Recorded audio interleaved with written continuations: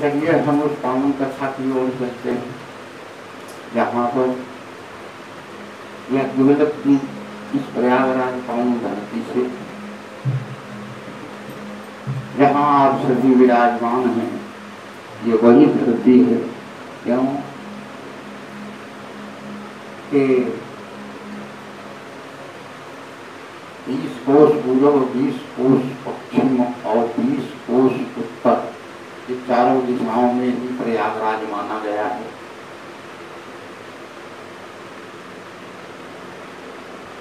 तो उसके दायरे में भगवान का गुणगान हो रहा है। यहीं से आप विमलक जी भरद्वाज ऋषि को भगवान मर्यादा पुरुषोत्तम राम की पावन कथा सुना रहे हैं। यही कथा को आज मचने जी ने नीलगिरी पर्वत से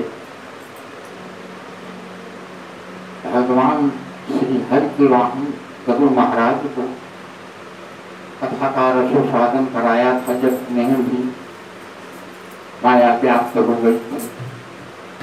तो इस कथा के यही कथा को बाबा भोलेनाथ कैलाश से मैया पार्वती को सुना रहे हैं। यही कथा बाबा भोलेनाथ तुलसी बाबा अपने मन को सदैव मनन करते हुए इसी कथा में उन्होंने अपने आजीवन अर्पण कर दिया। इन्हीं विचारों तो यह कथाएं एक साथ चलती, चारों कथाएं, और ऐसा मानना चाहिए। तो आगे बाबा भोलेनाथ ने पार्वती जी से कहा, हे देवी, किस्मती मरत हरि संग बरमारा,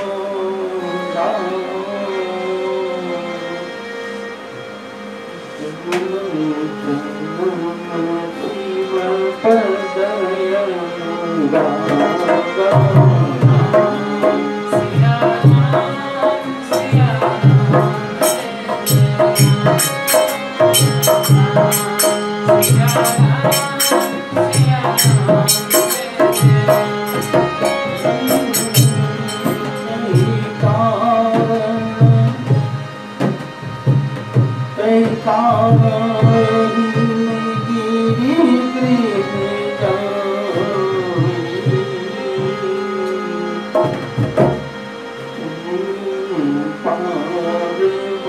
पदयंगा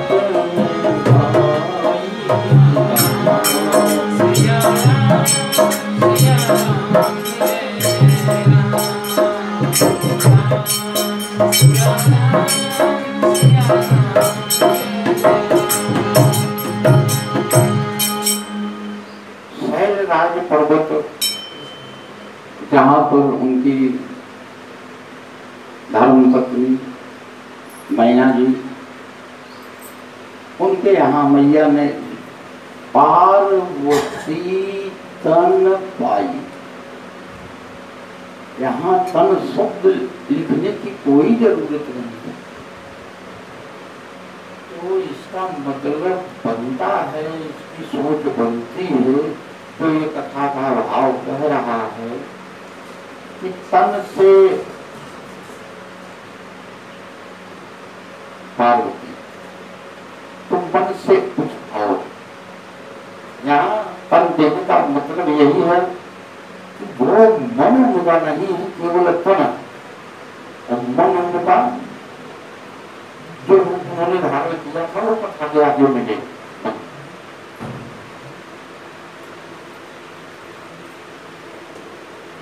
और इस रहस्य को, इस राज को जब जाने बाबा नारद,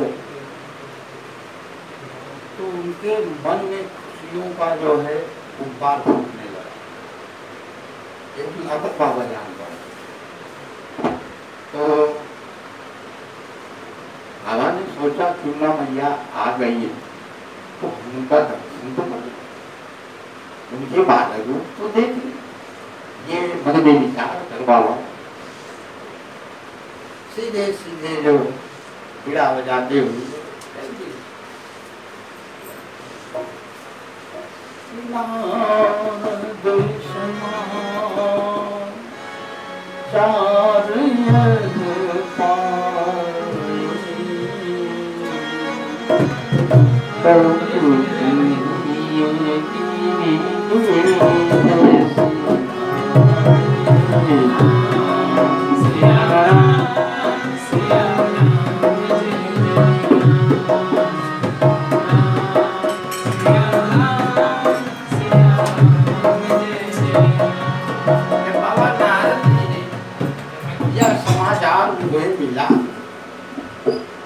मैया का आगमन हो गया। तत्काल वो जो है बगैर सोचे समझे बगैर कोई निर्णय लिए वो जाकर वहां पर विदा किए। शैलराज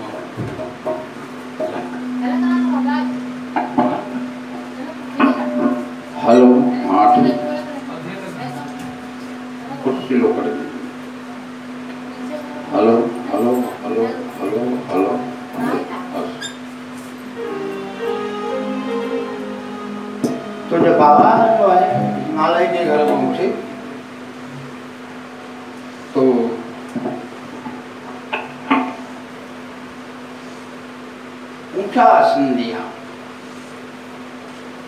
बैठाया बड़े प्रेम से। रिसीवर कैसे आगमन हुआ? बस इधर से जा रहे थे वो हमें याद आया कि आपका जो अरे कहें ये तो बड़ी हमारे लिए सौभाग्य की बात है कि आप जैसे तत्व ज्ञाता वेद ज्ञाता संत ऐसे अवसर पर आया है। आपके इस तुच्छ भक्त के एक कन्या का आगमन हुआ है, एक कन्या का जन्म हुआ है और बहुत अच्छी बात है आप ऐसे समझ में आए हैं। जरा उसका जो भी थोड़ा बहुत दोष गुण हो हाथ हो देख के बता दीजिए क्या लक्षण है हमारी कन्या का, कैसी हमारी कन्या है। बाबा बाबा तो उसी के लिए तो कहा गया है कि जैसे रोगी के मन भाव है उनसे वैद बता। अब बाबा तो यही बड़े गवैया है कि मैया का कैसे दर्शन हो। और जब अगर कुछ विचार लग्न करेगा है कहीं ठीक है भाई आवा कन्या पार्वती जी को मैना जी लेके आई। बाबा ने एक तक देखते ही उनको जो है समझ में नहीं आ रहा है ये आदिशक्ति स्वरूपा ये सती रूप मां पार्वती जी। तो उन्होंने कहा ठीक है जाइए देखते हैं। और देखा जब उन्होंने तो उन्होंने कहा भाई इस कन्या तो जो है सर्वगुण संपन्न और इसके माता पिता सभी यश पाएंगे और जिससे इसकी शादी होगी वो कभी मरने वाला ना होगा। तो इतनी बात को तो भैया और माता पिता उनके सुने, और सुनने के बाद उन्हें बड़ी खुशी हुई। ये खुशी हुई कि हमारी कन्या का पति अमर अजर, वो कभी ना मरने वाला, सदा अचल यही कर अहिबार, इसका पति सदैव अचल रहे, जान लीजिए। तो और खुशी। अब माता पिता फूले नहीं समाये रहे हैं, कहीं नहीं थोड़ा बहुत जो है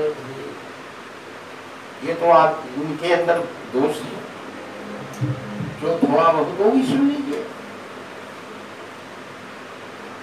तो कहीं ठीक है बाबा, वो भी बता दीजिए। तो बाबा ने कहा इनका जो पति होगा वो नंग धंग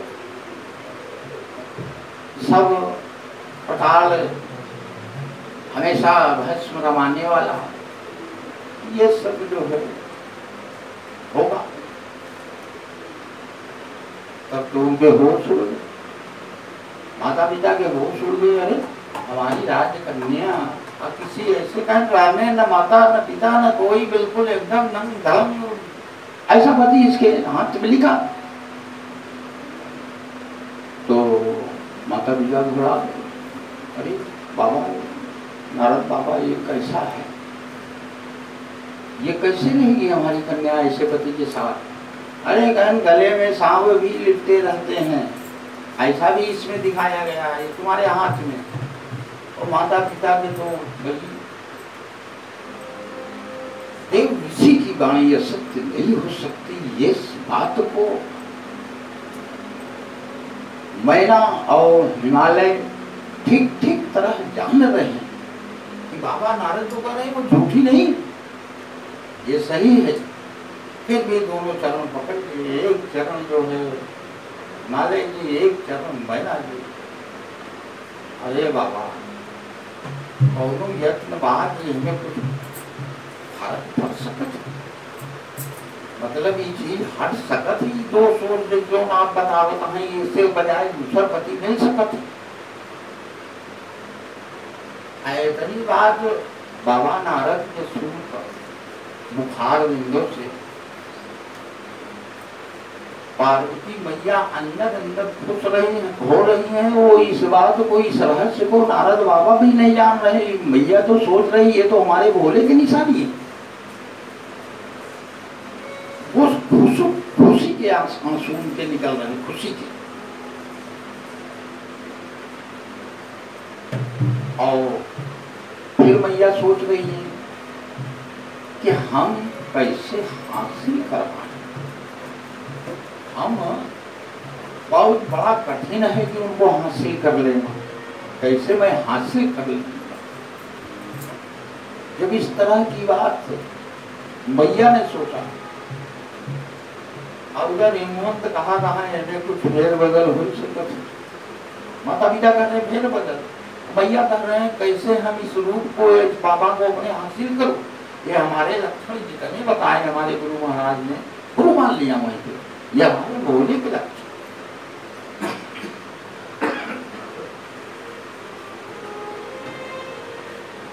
तो बाबा नारद बोले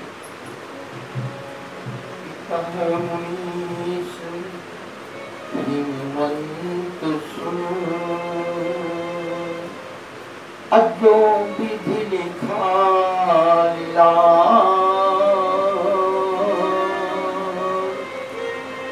अदेव धनुज नर नाग मुनि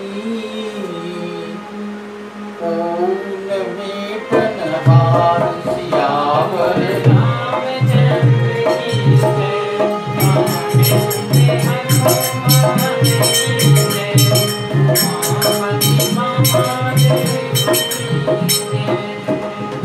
नारद बाबा बोले, हे राजन, देव धनुज नर नाग मुनि कून में टनहार। आप जिसकी चर्चा कर रहे हैं मुझसे, वो मेरे हाथ में नहीं, मैं तो एक मुनि हूं। ये उसके बैठने वाले कोई नहीं। तो कहीं भाई देखिए, एक रास्ता है क्या, जो जो लक्षण इस कन्या के हाथ में लिखे हैं, लीलार में लिखे, वो केवल शंकर भगवान के ये लक्षण। एक बात और जान लीजिए कि वो सामर्थ्यवान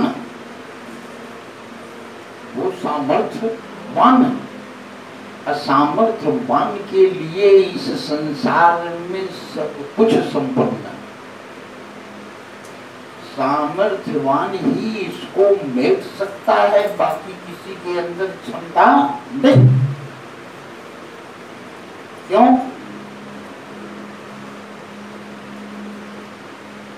समर्थ कर नहीं दोष गोसाई,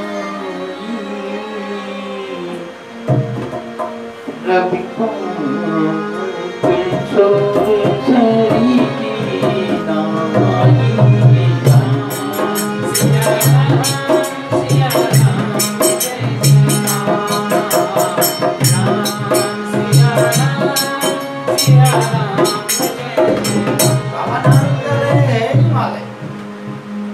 सामर्थ्यवान के लिए इस संसार में कुछ नहीं संभव है, सब कुछ संभव है। कैसे? सामर्थ्यवान जीव इस तरह इस धरती पर विचरता है, रवि पावक सुरसर की नाई। सूर्य की रोशनी को दुष्ट भी ले रहा है, संत भी ले रहा है, कोढ़ी भी ले रहा है, सज्जन भी ले रहा है। उससे कोई नहीं परहेज करता कि हम ये लेंगे धूप की रोशनी, तो ये धूप जा रही है उस कोढ़ी के पास, ये कोढ़ हमारे ऊपर चला आएगा। आज जो चल रहा, आज जो चल रहा छुआ उड़ रहा, ये बता रहा। तो उसी प्रकार रवि पावक, अग्नि को कोई नहीं कहता कि बर्तन सभी मारते हैं, चूल्हा सभी धोते हैं, सब काम, सब सिस्टम, सब सारी सफाई प्रयोग करते हैं, मगर उसके अंदर से जो अग्नि जलती है वो झूठी नहीं होती, सभी खुद जलाते हैं। जिस तरह गंगा मैया में एक संत और एक कोढ़ी साथ में यदि स्नान करें, कोढ़ी अगर उसके अंदर अपना कोढ़ धो के जो है उसी में डाल दे, बगल अगर संत रहेगा तो उसको पिएगा, परहेज नहीं। ठीक उसी प्रकार सामर्थ्यवान जीव को इस धरती पर किसी प्रकार का अवगुण नहीं। क्यों? इसके विषय में बाबा तुलसी ने लिखा कि कलयुग एक हर विशेष प्रताप, एक विशेष प्रताप है कलयुग के अंदर। इसी के दम पर वो राजा परीक्षित से अपने प्राणों की रक्षा कर लिया। नहीं, परीक्षित इसको छोड़ते नहीं। इसी प्रताप से कि कलयुग एक विशेष प्रताप, मानस पुण्य हो नहीं पापा।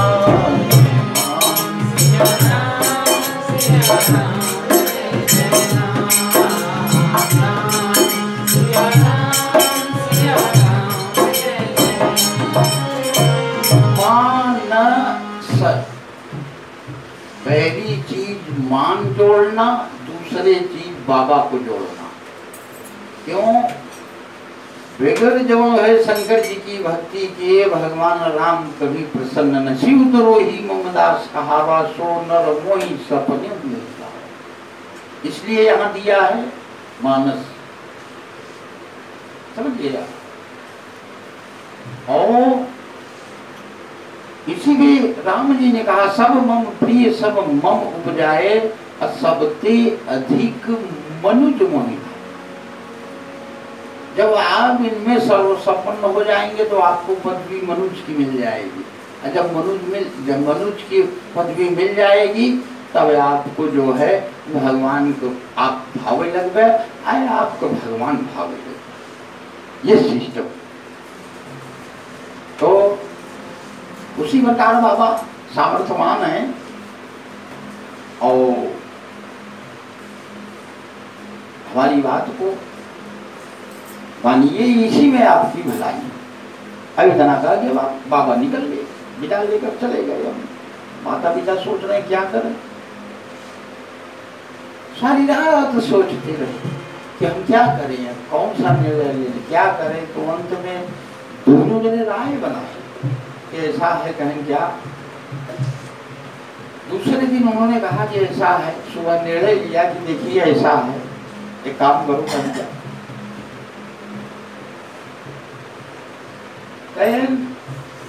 भाई आप राजा हैं और आप जाइए जो है अपने बिटिया ही ना आपको, और आप जाके उसको समझाइए कि जो बाबा ने कहा है,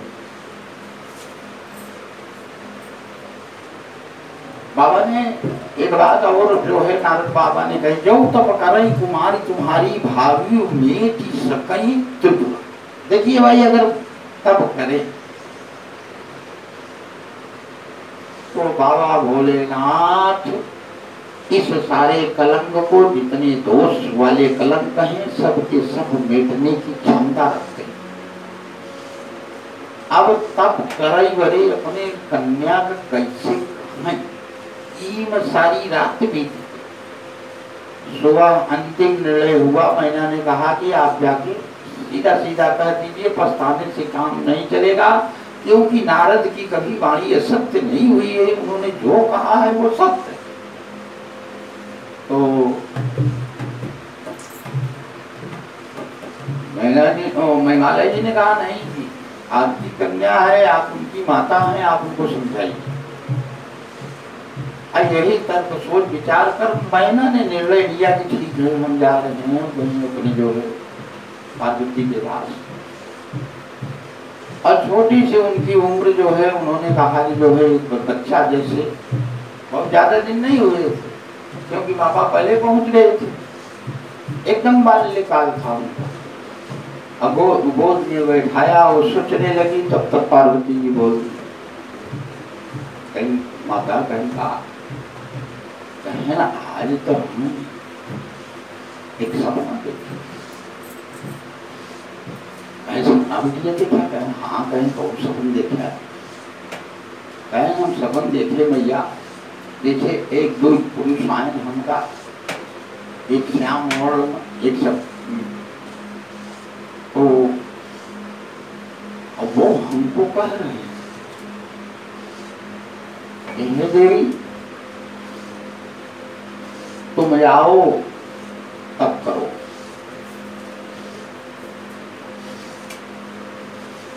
क्या करो? तब करो। तो कहना हो बिटिया, अब वो माता ही वाली बात बोलो, कहा कि माता ही कहे कि यहाँ जा बिटिया तब कर। मगर अगर समस्या फंसती है कि हम किसका तप करें, यही तब तो बोल दिए 36 करोड़ देवता, 56 करोड़ भवानी और बाकी अलग से जो भी हो, ईश्वर स्वयं ब्रह्म, हम किसकी तप करें? तो यहाँ बात अब हमारी आती, तब किसका किया जाए ये जानना भी बहुत जरूरी है। तो ता और पा के बीच में 4 शब्द बचते हैं, ध्यान दीजिएगा। 5वां शब्द पाया, ता से चालू हुआ है, पा तक पिंडा, और ता के बाद था, द, ध, न, ये 4 शब्द है। समझिए, तब था 16वां शब्द है। 16वां शब्द में परशुराम जी, 16वां शब्द में परशुराम जी, क्योंकि पाको जोड़कर, पाको जोड़कर, बहुत ये रहस्य की बात है, समझिए, हम बता दे रहे हैं। और 18वां शब्द राम जी है, 18वां अवतार। 19वां अवतार बलराम जी है, अब 20वां अवतार कन्हैया जी। तो ना 20वें में है। एक बात और ध्यान दीजिए, कृष्ण में भी ना आधा ना है। किसका तब करना चाहिए? 4। अगर 5वां आप जोड़ते हैं तो ये एक परम शक्ति, ये स्वर व्यंजन के ज्ञान से वर्णित एक एक शब्दों का महत्व। जितने शब्द हैं, हर शब्द का कुछ न कुछ विशेष महत्व है। जैसे 5 तत्व मिला के 10 इंद्रियां, कितने भी ये मिला के ये शरीर खड़ी है, इसके अंदर कितने जोड़ बना के जो है ये शरीर तैयार किया हुआ। ठीक उसी प्रकार शब्दों को जोड़कर, क्यों कि शब्द का केवल आप एक शब्द इसका बोला जाता है वर्णमाला। वर्ण माने मानव, ये मानवों की माला है वर्णमाला। इसका लेखक कोई नहीं है। रामायण का लेखक मिलेगा, हर चीज का लेखक मिलेगा, पुराण का लेखक मिलेगा, ब्रह्मांड को बनाने वाला लेखक मिलेगा, गंगा यमुना सरस्वती को लाने वाला मिलेगा लेखक, मगर जो है वर्णमाला का लेखक कोई नहीं है। आज तक कोई लिखा ही नहीं, ना कोई बताया, ना कोई जानकारी हुई, क्योंकि ये ब्रह्म वाक्य है। ऐसी ब्रह्म वाक्य में हमको आपको अज्ञा है आज से और लास्ट में गया। लेकिन आगे हम आप कहाँ हाथ कर जाएंगे? इसी में डूबेंगे, इसी में मरेंगे, इसी में जिएंगे। कौन किस तरह जीता है ये उसकी मर्जी पर निर्भर है। किसका ज्ञान कितना काम करता है ये उसकी मर्जी पर निर्भर है। तो भगवान जो अगर स्वर व्यंजन का ज्ञान दिया है उन्होंने, तो हमको बताना भी हमारा धर्म बनता है, चाहे थोड़े बोलो उसमें। तो कि अब समझ लीजिए तब का मतलब। और यही काम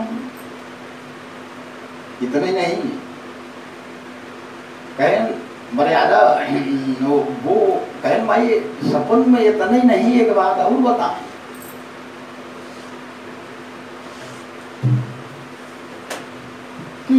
प्रपंच विधाता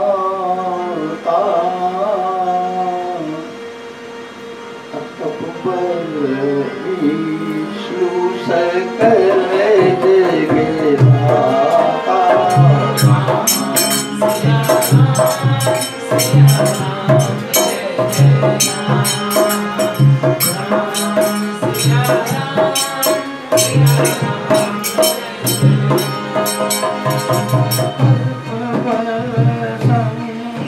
करही संहारा तब लग शेष धरही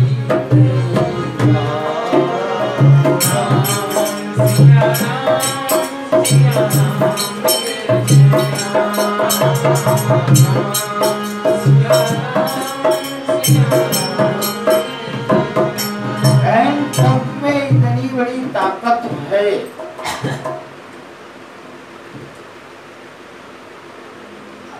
क्या ही करो तपशैल तुम्हारी। इतना कहने के बाद हमको उन्होंने बताया कि जाई करो तपशैल तुम्हारी, इसी में तुम्हारी भलाई। बड़ी अच्छी बात क्या हम दोनों जने दोषे डर के मारा नहीं कहा पावत रहे। अब तो खुद ही अपने मुझे बता दो यहाँ तक सच्चाई है निर्णय हम हमारा हुआ आए। और तुम्हारे पिता क्या है दुनिया ठीक है तैयारी कही है क्या। तो बाबा ने नारद बाबा ने उनका नाम भी रखा था उमा अंबिका भवानी। ध्यान दीजिएगा 3 नाम दिया था उन्होंने, नाम को नहीं बता पाए। मगर एक बार प्रेम से बोलो उमा अंबिका जी की भवानी जी की जय। तो तैयारी किया जो कुछ जैसा सिस्टम बना, क्योंकि तब करने का एक अलग उसके नियम फॉर्मेट होते हैं। उसमें भोजन प्रसाद नहीं होता कि चलिए कुछ से दुआ दे दें, कोई ऐसा चीज है कि देने की लेके जाके भोजन करें वहां कुछ दिन तक करें। निराहार जो है उन्होंने बेल पत्ता सूखे पत्ते को खाकर 3000 वर्ष केवल सूखा पत्ता खाकर जो है उन्होंने तप किया। और उसके बाद उसको भी छोड़ दिया। कुछ दिन जो उनके पास थोड़ा जैसे बतासा वगैरह या जो भी थोड़ा था कि उसको भी थोड़ा पान कर लें, वो भी कुछ दिन उसको पान करके उन्होंने तप किया। कितने दिनों तक उन्होंने जो है आहार सब कुछ छोड़ दिया, केवल ऐसे वायु के सहारे मैया अखंड तप किया। जब अखंड तप किया तो ब्रह्मांड हल गया। मैया के तप करने से ब्रह्मा प्रभु मर्यादा पुरुषोत्तम को जो है आकाश आए तो नहीं, मगर उन्होंने आकाशवाणी किया कि हे कन्या मैं तुम्हारे ऊपर प्रसन्न हूं, तुम्हारे तप से प्रसन्न। अब तुम्हारे तप से प्रसन्न हूं, जाइए जिसके लिए तुमने ये कामना किया है वह त्रिपुरारी देवाधिदेव महादेव तुम्हें प्राप्त होंगे, ऐसा मेरा वरदान। वरदान दिया भगवान ने आकाशवाणी के द्वारा।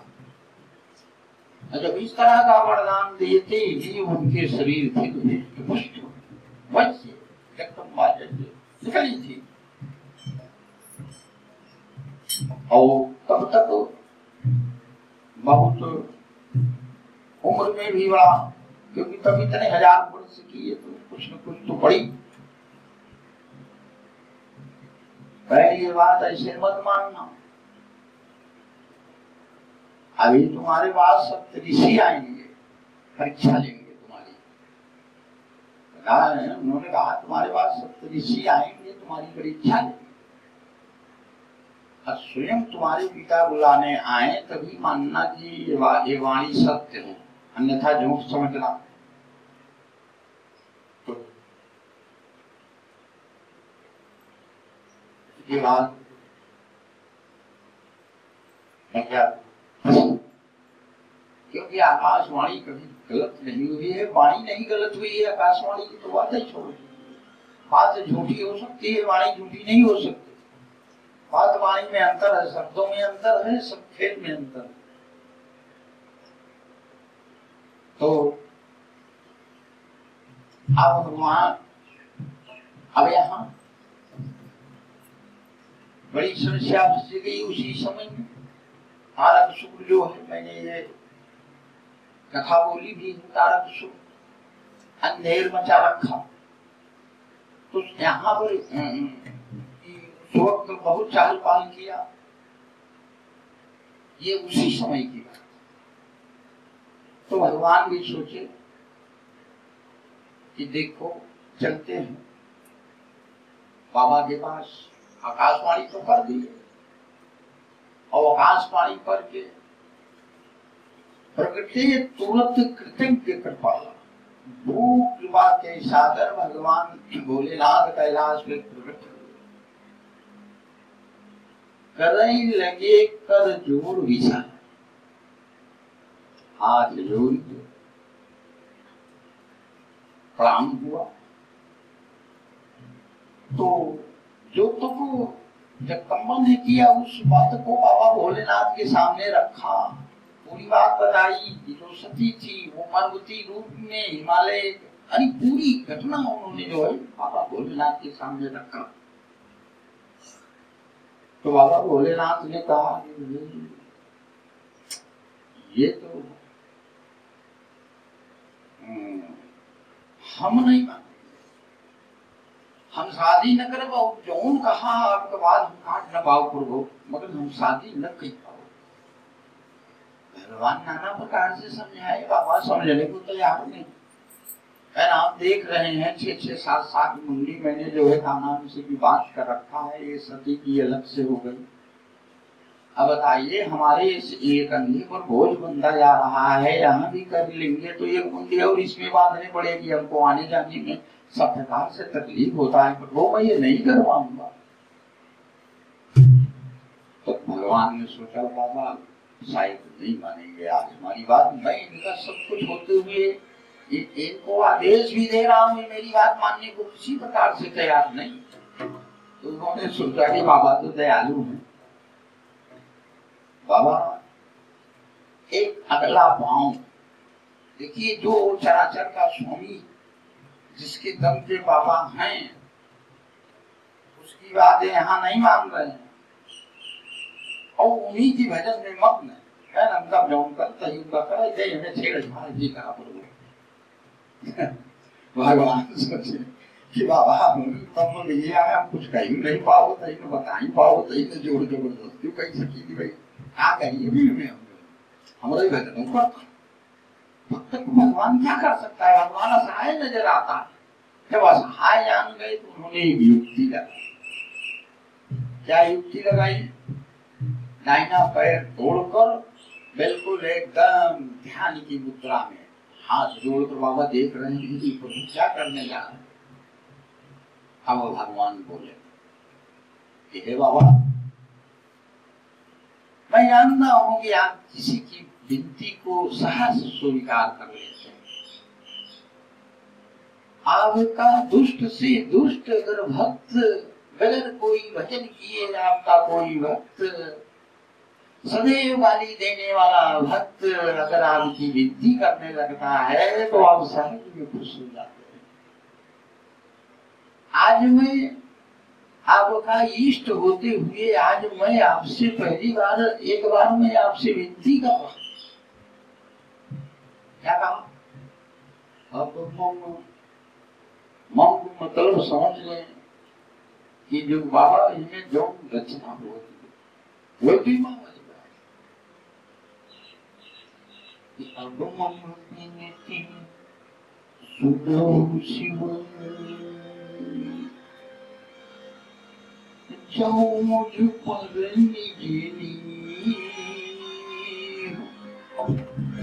आप विनती का मतलब सुनिए। विनती का मतलब है कि पहला शब्द बा है,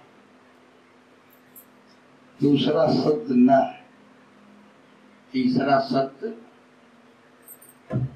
हा। पहला शब्द बा है, दूसरा शब्द ना है, तीसरा शब्द था।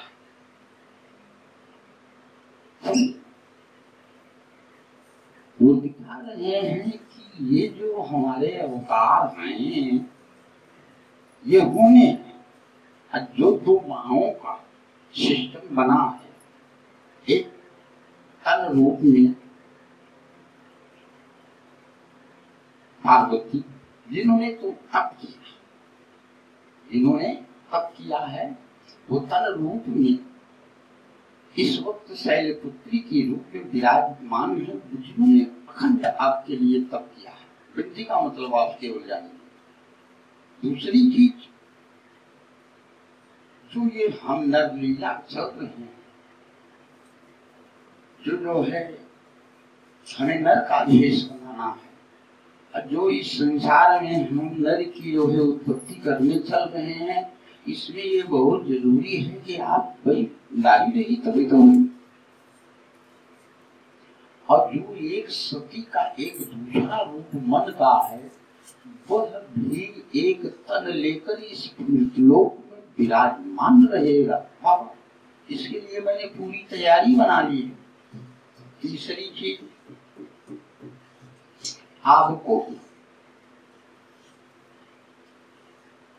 तीसरी चीज, अभी हमको का मतलब हुआ जो है 15वां, ध्यान दीजिए 15वां, और 87 वर्ष उन्होंने जो तप किया है, तो 8, 7, 15 प्लस 15, उसका भी तो बाबा तुमको फल मिल रहा है। जिस उद्देश्य से आपने तप किया है, उसको भी मुझको फल तुमको देना है। ये नहीं जानती, अष्ट सिद्धि नवनीत किया था, याद रखिए, थोड़े हम समझाएंगे। और वो इन्हें दोनों को, एक छोटी की मात्रा, एक बड़ी की मात्रा, छोटी ये से ईश्वर हो तो बड़ी ये से ईश्वर हो, ये एक चीज ध्यान दे,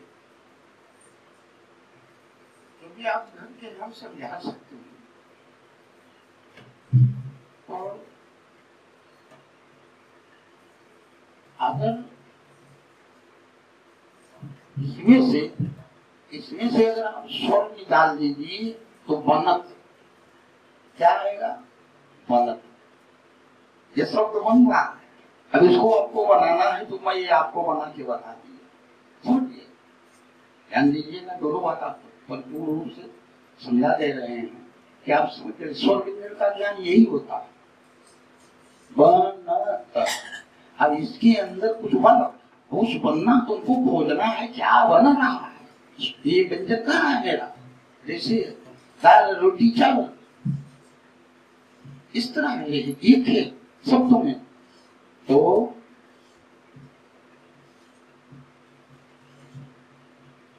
उस बात को लेकर भगवान राम जी प्रगटे कृतज्ञ राम को कृपा, राम जी प्रकट हुए और दूसरा कोई नहीं, ब्रह्म नहीं, कोई नहीं। तो है कि अगमनीति सुनो शिव जो मुझ